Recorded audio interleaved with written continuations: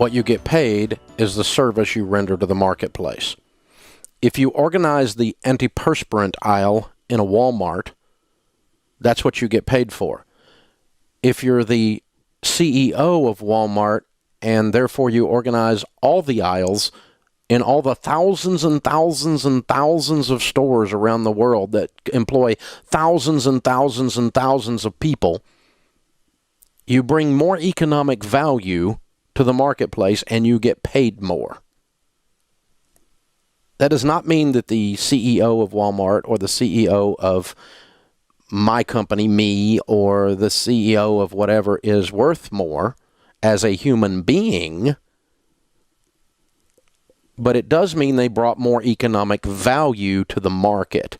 Your pay is not based on your worth as a human being, nor should it be.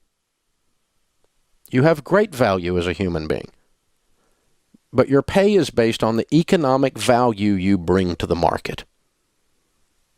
Well, I'm too smart and have too many degrees to make this much money. Prove it by bringing economic value to the marketplace.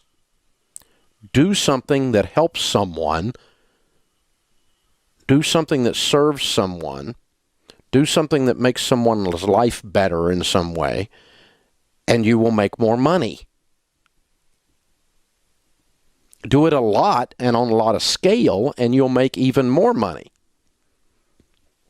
That's how economic value works. See, that's the same thing of, they say, well, such and such an NFL quarterback makes $90 million in his last contract. Nobody's worth that kind of money. You ever heard anybody say that? No one should ever be paid that kind of money. See, that's someone, when you say that crap, that shows your ignorance. You thought that someone was being paid based on their value as a human being. No. They're not more valuable as a human being than you are. You're just as valuable as a human being as they are. But they brought more economic value to the marketplace than you did. Because believe me, the NFL team could not pay them $90 million. Were they not making more than $90 million as a result of that guy throwing that football down the field successfully? It's an economic thing. And so if you have a restaurant and you do a really good job, you make that amount of money for the service you brought to the economy. It does not mean that you are a more valuable or less valuable human being. And I've met puffed up, self-important rich people who think that they're more valuable as a human being because they're rich, and that's just not true. You're not. You're just a person. You just happen to have more green pieces of paper than the other guy. Zippy. It doesn't make you more important. And I've met people in positions of power in politics who somehow thought they were more important and that someone should care for them.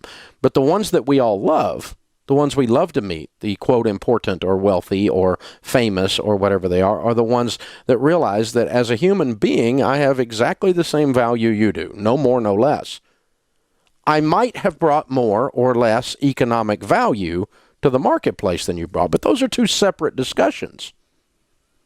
But see, in a culture where everybody gets a trophy, sometimes people stop and think, gosh, it means I as a human being am not valuable if I don't get paid the same as someone else. And, you deserve to be paid a living wage. Why? Because everyone deserves that. Why? They're entitled to that. Why? Why? If you don't do anything to bring economic value to the marketplace, how have you earned a living wage? You haven't.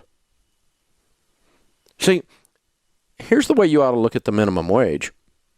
What's the minimum you're willing to bring to the marketplace? How big a fire are you going to build? How big a ruckus are you going to cause? How much service are you going to provide? What's your minimum level of service that you want to bring to the market? Do you think a waitress that works 5 days a week ought to make 5 times as much as someone who works 1 day a week? If she waits 5 times more tables than he does, shouldn't she be paid 5 times more? Yes, but he deserves a living wage. Why? He didn't work as much.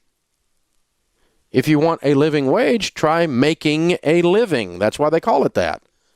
Making a living. It's called going into the marketplace and finding a way to serve. I figured out that some companies are not willing to pay me enough for my time that I can bring more service and economic value to the market doing other things than some companies are willing to pay. When I was a 13-year-old or a 12-year-old or a 14-year-old, back in those days, you could actually work at Burger King, and you could be a Whopper flopper. And I forget, but it seems like in my mind, it seems like minimum wage was $1.65 an hour.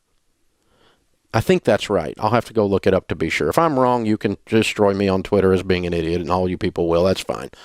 But I think it was $1.65 an hour. Whatever.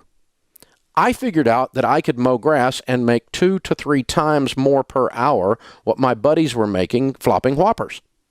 And so I determined I did not want to be a Whopper flopper. I wanted to be a grass cutter. By the way, the grass cutting is outside, and I have hay fever, so I sneezed, and I was filthy, and I'm in Tennessee where the humidity is so thick in August you can cut it with a knife, and so I sweat like an animal. At 13 years old, I think they call that child abuse. Covered in dirt from the weed eater and the lawnmower blowing back on you in the wind and the humidity so thick and the sweat, and so it all sticks to you at the end of the day. I remember that like it was yesterday. It feels like 20 years ago. It was actually 40 years ago. But it feels like in my emotions it was yesterday. I remember every bit of that. But I also remember timing myself on how quickly I could cut the grass, and my goal was to cut the grass fast enough and still do a good enough job that I could make at least twice what my buddies were making per hour.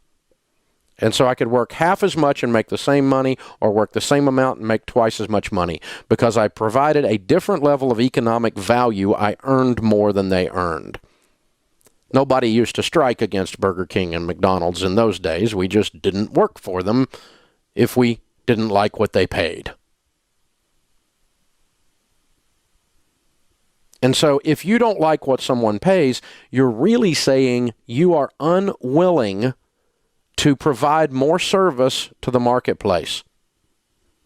You need to bring more economic value to the marketplace. I had a young man working here one time who had more degrees than a thermometer, and he came into my office and he said, people that have this many degrees that work in other places make a lot more than I do. And I said, well, you can here too. We can pay you a whole lot more. But here's the way it works here. Your raise is effective when you are.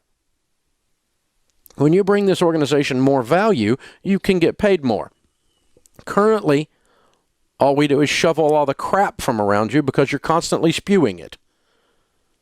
And so try doing something of value that brings in more money than you cost, and I'll share some of it with you. They didn't teach him that at one of the schools he went to when he was getting one of his master's degrees. If you want more money, bring more economic value to the market. Regardless of whether you do that or not, though, you're very valuable as a human being. But do not confuse your inherent intrinsic value as a human being with your economic value. Your economic value is based on one thing and one thing only: the value that you bring to the market. It's not based on your ability to be pissed off at somebody else because they don't pay you enough. That's your fault. How's that for a weird idea?